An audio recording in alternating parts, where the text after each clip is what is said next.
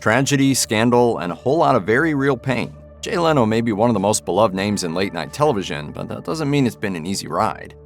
By 1991, Jay Leno had become the contracted permanent guest host for Johnny Carson on his many negotiated breaks from The Tonight Show. Leno had a confidential clause in his deal stating that he'd get Tonight full-time when Carson finally left. In the end, Leno's manager Helen Kushnick forced Carson's hand. She helped plant a New York Post story claiming NBC was preparing to axe him and promote Leno. Offended, Carson announced at an NBC affiliates meeting in May 1991 that he'd leave The Tonight Show in a year. I bid you a very heartfelt good night. And so, in January 1992, NBC executives held a conference call in a Tonight Show studio room in California to discuss Carson's successor, either Jay Leno or late-night host David Letterman. NBC ultimately picked Leno, prompting Letterman to set up The Late Show at CBS as a head-to-head competitor with The Tonight Show. Just before the deal was sealed, however, NBC walked back its decision and offered Letterman The Tonight Show in an attempt to keep him on board. Luckily for Leno, Letterman had made up his mind that his interests would be better served at CBS. Even after Leno officially took the reins, things didn't exactly go smoothly. Leno put Kushnick in charge of The Tonight Show, but NBC fired her 4 months later. As it turned out, she'd bumped or refused to book guests who had appeared on other late-night talk shows, thus upsetting many powerful Hollywood talent agents. A source told Entertainment Weekly, Helen didn't allow Jay to get involved with the production of the show. He agreed that the show had to go on without her. The late Michael Jackson spent much of his final years addressing and challenging allegations of sexual assault against minors. In 2003, Jackson faced 10 criminal charges, with a case going to trial in California in February 2005. The musician's defense team called several celebrities to the stand during the trial, either to attest to Jackson's good character or to suggest the 13-year-old accuser was just looking for money. On the stand, Leno launched into the stand-up comedian shtick to which he was accustomed, making faces for the gallery and cracking wise. Leno also recalled from a phone conversation he'd had with the accuser in 2000 that the conversation and follow-up voicemails he'd received had sounded suspicious and, in his words, a little scripted. The judge placed a gag order on Leno, preventing him from publicly discussing the case, and that included making jokes about Jackson in the trial during his Tonight Show monologue. Leno found a workaround, however. For the duration of the gag order, Leno brought in other comedians to deliver the jokes while he laughed along from the side of the stage. In the 1980s, Johnny Carson was contractually entitled to 15 weeks of annual vacation while working for NBC. As a result, he often allowed guest hosts to take his place on the show. So you got some big plans coming up for the show, and are you working on things? Yeah, I wanted to see about, you were going to give me some jokes? How do I handle that? But when Jay Leno took over in '92, he didn't follow Carson's lead. Leno appeared on the show 5 nights a week for every week of his decades-long run, not counting pre-arranged hiatuses. He only ever called in sick once. In April 2009, Leno told NBC that he was physically unable to tape 2 episodes of The Tonight Show. That same week, he was admitted to a hospital in Los Angeles for undisclosed reasons, and he stayed over 1 night. Leno's publicist, Dick Gutman, told the New York Daily News, "He's a very robust guy, but I don't think he was well enough to do the show." NBC representatives told some media outlets that the late-night host had come down with a virus. About a week after he was released from medical care and returned to work, Leno revealed what had actually happened. He told People magazine, "Exhaustion, that's like a rich person's condition. Poor people that work, they don't get exhausted. Only rich people get exhausted. It's an embarrassing thing."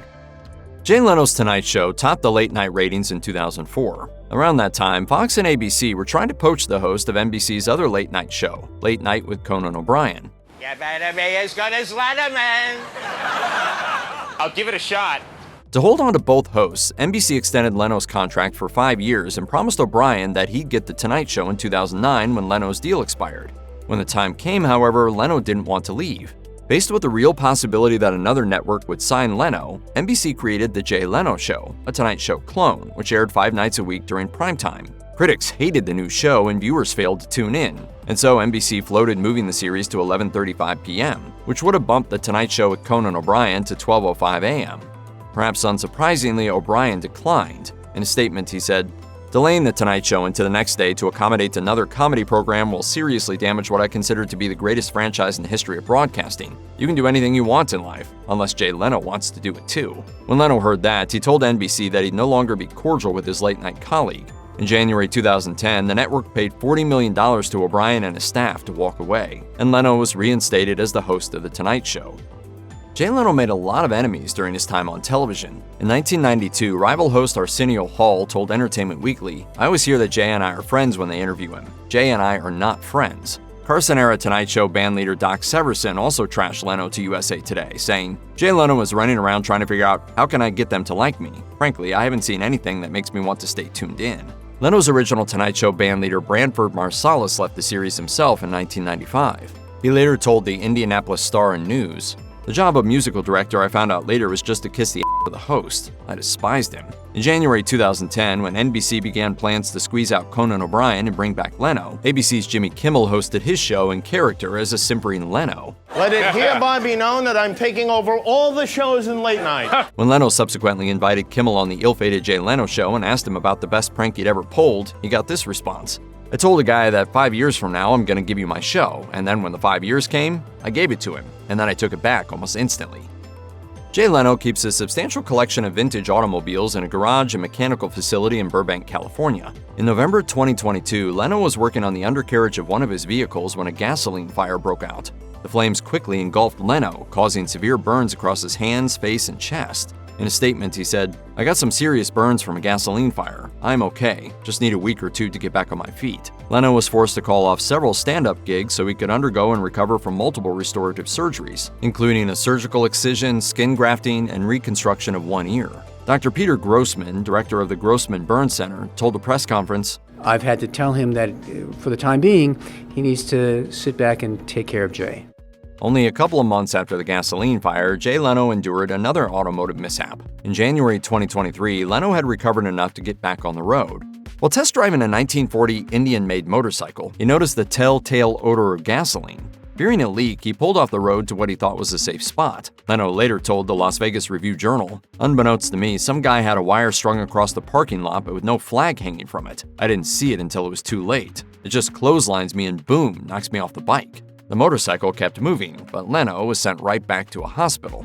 He explained, "I've got a broken collarbone, I've got 2 broken ribs, I've got 2 cracked kneecaps, but I'm okay. I'm working this weekend." Groucho Marx had once hosted a game show called You Bet Your Life.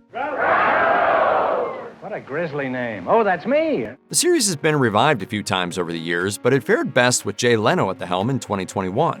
It might have helped that Leno's version of You Bet Your Life was essentially a semi-reboot of his version of The Tonight Show. He revived bits like headlines, and his co-host was his old late-night bandleader, Kevin Eubanks. Produced by Fox, but airing in syndication on nearly 200 stations, ratings were modest, but the show earned a second season renewal. Fox then ordered a third slate of You Bet Your Life, set to debut in the fall of 2023. The show missed its airing, however, due to a Writers Guild of America strike. Leno, who did not write for You Bet Your Life, nevertheless refused to host any episodes until the strike was over and unionized writers across Hollywood received agreeable contractual terms. In a statement, he said, "As a member of the Writers Guild for almost 40 years, I truly understand and stand in solidarity with my fellow union members. For that reason, we are suspending production of our game show, You Bet Your Life." As the strike drew on with no resolution in sight, Fox grew impatient. The studio finally canceled Leno's show outright in August 2023. In November 2024, Jay Leno showed up to a fundraising event in Beverly Hills wearing a patch over his left eye, with the left side of his face seriously bruised and swollen. When approached by TMZ about his injuries, Leno explained that he had fallen down a 60-foot slope while taking a walk after a pre-show dinner in Pennsylvania. Nevertheless, Leno performed a planned stand-up comedy show for 2,600 fans right after, and only after flying back home to Los Angeles did he seek medical treatment. He told TMZ, "It's not that big a deal, it's alright. The great thing about this age is you don't learn by your mistakes, you just keep doing the same stupid things."